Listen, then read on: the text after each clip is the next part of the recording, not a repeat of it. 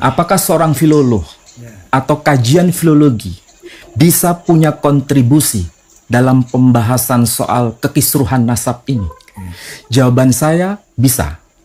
Bukan dalam konteks ahli nasab. Jadi kalau dikatakan seorang filolog itu bukan seorang ahli nasab, saya berkata iya, karena kita atau saya sebagai perwakilan filolog tidak masuk dalam studi nasab itu, tapi bicara mengenai manuskrip yang terkait dengan studi nasab itu. Assalamualaikum warahmatullahi wabarakatuh.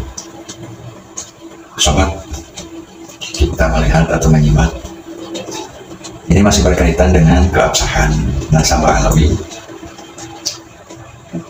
Saya mengambil dari podcastnya Kang Haji Romairama dengan profesor siapa itu ahli biologi.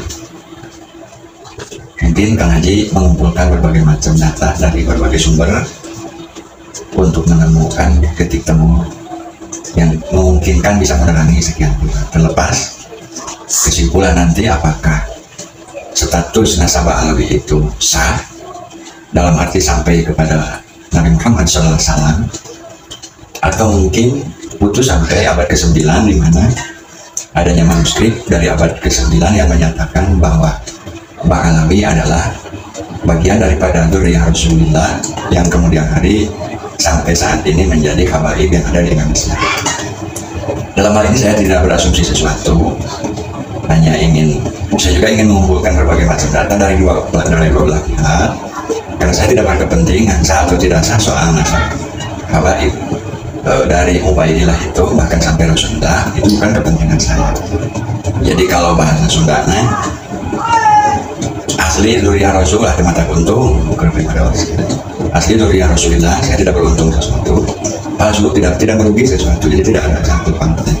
Hanya karena menjadi pemilik publik, maka saya jadi tertarik sedikit banyak yang menyimak, juga mengomentari apa yang harus dikomentari. Sekarang mari kita lihat diskusi atau kajian dari ahli biologi yang bersangkutan dengan nasab Rasulullah dari sisi manuskrip, bukan dari sisi ilmu nasab, dari sisi manuskrip. Yuk kita simak bersama. Dan kali ini saya juga telah mengundang seorang filolog, Profesor Dr. Menahem Ali. Assalamualaikum, Prof. Waalaikumsalam warahmatullahi wabarakatuh. Masya Allah. Ini ganteng banget ya, Prof. Prof, sebagaimana tadi saya uraikan, tujuan kita adalah untuk meluruskan hal-hal yang harus diluruskan, karena isu ini sudah menjadi isu nasional, bahwa kita bangsa Indonesia, khususnya umat Islam, perlu mengetahui hal-hal yang sesungguh-sungguhnya sebenarnya, tanpa kebencian, tanpa tendensi-tendensi kepentingan, tulus lillahi ta'ala. Maka saya katakan ini adalah suatu forum yang membawa kita semua kepada suatu kebenaran yang murni yang harus kita terima apapun nanti hasilnya. Baik, Prof, antum ini adalah ahli filologi. Bisa diterangkan dulu kepada teman-temannya, what is philology? Iya. Saya terima kasih telah diundang di forum yang mulia ini oleh Bang Haji Romairama, karena kehadiran saya di sini barangkali bisa memberikan warna dalam konteks keilmuan yang saya tekuni. Kebetulan riset-riset saya dan buku-buku yang saya tulis itu semua berkaitan dengan filologi. Filologi itu sebetulnya secara sederhana studi yang berkaitan dengan manuskrip. Kalau bicara manuskrip, itu tulisan tangan, dan tentu saja itu lahir dalam konteks zamannya. Dan saya kira kalau kita bicara filologi dan ada kaitannya dengan studi manuskrip, itu sebagai artefak budaya, apapun itu, apakah berkaitan dengan persoalan agama, misalnya, apakah bisa filologi itu mengkaji Al-Quran? Mungkin orang yang berpikiran sempit akan berkata, tidak mungkin seorang filolog itu berkecimpung dengan studi Quran, ulumul Quran, teks-teks Quran, tafsir Quran. Mungkin secara sederhana bisa dibenarkan kalau kita mencoba memahami dalam konteks tafsir-tafsir para ulama. Tapi filologi tidak masuk dalam konteks itu. Mengkaji manuskrip yang tertua yang sampai kepada kita sekarang, apakah teks Quran itu terkonfirmasi sebagai teks yang lahir pada masa Nabi Muhammad SAW masih hidup? Jawabannya bisa. Karena salah satu bukti manuskrip Quran yang lama yang sampai kepada kita itu abad ke-7 Masehi yang sekarang tersimpan di Museum Birmingham. Itulah sebabnya manuskrip Quran dianggap sebagai Quranic Manuscript of Birmingham. Disitulah filologi punya peran. Kemudian contoh yang kedua, kalau misalnya apakah bisa filologi itu membantu penelitian mengenai tulisan-tulisan ulama kita zaman VOC misalnya, diterbitkan di mana, kenapa diterbitkan di Mesir. Filologi bisa masuk melalui itu. Bagaimana tulisannya, kemudian pakai bahasa apa? Pakai bahasa Jawa, huruf Arab yang disebut pegon. Pakai bahasa Jawa, huruf Arab, bahasa Sunda. Pakai bahasa Madura, huruf Arab yang disebut aksara pegu. Pakai bahasa Melayu yang huruf Arab yang disebut aksara Jawi. Itu semua filologi punya peran. Jadi kalau saya diminta untuk bicara dalam konteks filologi, ada kajiannya khusus seperti buku ini. Filology and its Histories. Bahkan tradisi kajian filologi itu dilakukan di masyarakat yang kita kenal dengan masyarakat Timur Tengah. Saya bawa buku ini misalnya. Ini judulnya adalah Dirasat fi Ilmil Makhtutat wal Bahth Bibliografi. Jadi ini bicara kajian soal manuskrip. Nah, bentuk manuskrip kayak begini, tulisan tangan.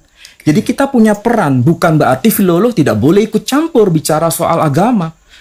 Agama, teks agama hanya merupakan objek sebagai seorang filolog.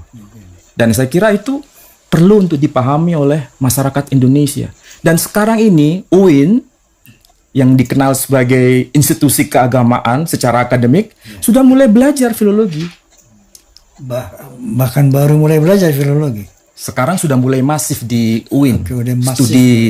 filologi itu untuk mengkaji manuskrip-manuskrip karya ulama Nusantara. Nah, sampai di sini beliau ya profesor doktor yang ujungnya itu ahli menggarisbawahi, jadi membaca atau menjelaskan tentang nasabah alawi dari sisi manuskrip secara biologi. Jadi bukan secara ilmu nasab. Jadi kita jangan mencoba spekulasi bahwa seolah-olah profesor doktor ini berpihak atau menyudutkan, tidak ya. Sekalipun ada konsisten juga gitu, ada konsisten. Jadi sesuai ahli biologi, keahlian beliau dalam biologi nyangkut dengan manuskrip keturunan. Misalkan Ubaidillah sampai terhadap Rasulullah itu sebetulnya Mbak Alawi itu tidak nyambung sesuai dengan manuskrip yang dibaca dikaji oleh ahli biologi. Oke, pemirsa, jadi inilah kepentingannya bahwa memang saya berusaha betul-betul mengundang ahli-ahli di bidangnya ya, untuk tentunya kita bicara bukan hoax, bukan kemudian emosional, bukan kemudian ada kepentingan-kepentingan tertentu. No, na'udzubillahi min dzalik. Justru maka kembali kali ini saya undang Profesor Menahem Ali sebagai ahli filologi untuk menjelaskan tentang manuskrip. Kira-kira seperti itu sehingga kita bisa mendapat gambaran yang ilmiah, yang jelas, yang konkret, apa sebenarnya kaitannya dengan yang kita bahas selama ini mengenai keberadaan Mbak Alawi dari Ubaidillah itu. Barangkali Prof bisa menjelaskan mengenai eksistensi katakanlah yang diutarakan oleh Kiai Haji Imaduddin Utsman mengenai sejarah yang telah beliau teliti, termasuk manuskrip yang beliau telah teliti gitu kan, sampai beliau bisa mengatakan dengan tegas sekali hakul yakin, dengan kalimat hakul yakin bahwa klan Ba'alawi itu tidak tersambung kepada Rasulullah Sallallahu Alaihi Wasallam. Barangkali antum sebagai filolog bisa menguatkan tesis Ki Imad atau menyanggahnya barangkali. Apa yang dikatakan Bang Roma itu harus saya renungkan baik-baik. Karena saya harus diminta bicara dalam konteks filologi. Ya. Jadi kalau ini salah dalam bicara, nanti akan menimbulkan masalah. Saya harus berikan pengantar dulu. Apakah seorang filolog atau kajian filologi bisa punya kontribusi dalam pembahasan soal kekisruhan nasab ini? Jawaban saya bisa. Bukan dalam konteks ahli nasab. Jadi kalau dikatakan seorang filolog itu bukan seorang ahli nasab, saya berkata iya, karena kita atau saya sebagai perwakilan filolog tidak masuk dalam studi nasab itu, tapi bicara mengenai manuskrip yang terkait dengan studi nasab itu. Karena bagaimanapun juga yang namanya nasab yang tertulis pada manuskrip itu pasti ada dokumennya. Dan kita bicara dalam konteks itu. Nah, sebelum bicara mengenai persoalan yang kisruh nasab Ba'alawi, saya ambil contoh sederhana. Bagaimana kita bisa beriman kepada tokoh yang bernama Muhammad Sallallahu Alaihi Wasallam? Kalau dikatakan dia seorang nabi, tokoh historis, datanya apa? Kalau ada yang berkata harus percaya karena Quran berkata demikian, ya boleh-boleh saja, karena itu berdasarkan iman. Kalau diimani, silakan, kita tidak bisa ikut campur dalam persoalan iman itu. Tapi kalau dikatakan apakah dia tokoh historis, itu harus ada dokumennya. Tentu saja dokumennya di luar Quran. Yang tentu saja ini dokumen eksternal yang bisa mendekati peristiwa pada masa itu. Saya ambil contoh, kalau memang beliau itu seorang tokoh historis di luar dokumen Quran, dokumennya ada. Memang bukan berbahasa Arab, tapi justru bahasa Yunani, yang saat itu adalah penguasa dari Imperium Romawi. Dokumennya disebut Doctrina Jacobi. Doctrina Jacobi. Ya, naskah atau manuskrip itu para ahli filolog sudah melakukan penelitian dengan karbon C14, radiokarbon. Itu penanggalannya 634 Masehi. Sementara Nabi kita Muhammad Sallallahu Alaihi Wasallam yang diklaim sebagai Nabi oleh umat Islam itu wafat tahun 632 Masehi. Berarti selisihnya hanya 2 tahun. Berarti ini memang bukan tokoh fiktif, ini tokoh historis. Orang yang mengaku dirinya sebagai Nabi itu. Bahkan disebutkan dengan bahasa Yunani itu Ho Propetes Sarakenorum, seorang nabi dari kalangan Sarasen. Jadi tokoh ini memang ada, bukan tokoh dongeng. Dari mana kita bisa melakukan penelitian itu? Manuskrip dasarnya. Dan itu bukan dokumen Islam, tapi dokumen pembanding. Eksternal. Jadi jawabannya di situ, memang ada dokumen-dokumen itu. Mensikapi hal ini, pro kontra itu wajar. Saya menghargai orang pro Ba'alawi, saya menghargai. Saya juga menghargai orang kontra, karena kontra di sini ya kontra persepsi, ya kontra pendapat sesuai dengan penemuan masing-masing. Cuma satu yang diharapkan dengan adanya ikhtilaf, jangan sampai terjadi kekisruhan, ya jangan sampai terjadi gundah publik sehingga seolah-olah menjadi sebuah musuh. Itu padahal kepentingannya ini masalah perdata, kan? Masalah ya dan tidak.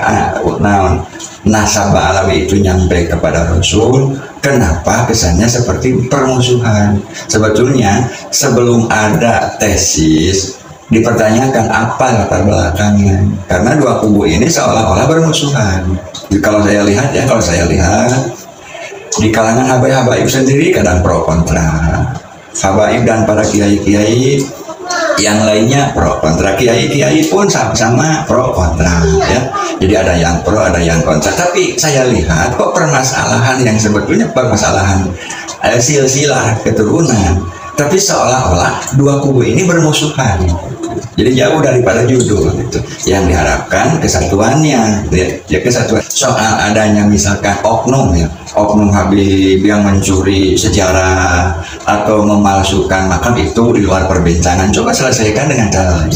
Kalau ada oknum Habib misalkan yang berkata tutur katanya yang sangat privat tapi dipublikasikan, atau sebetulnya itu tidak boleh dikatakan tapi dikatakan, nah maka kita bina ya, kita benahi, kita arahkan, kita luruskan dari sisi itu.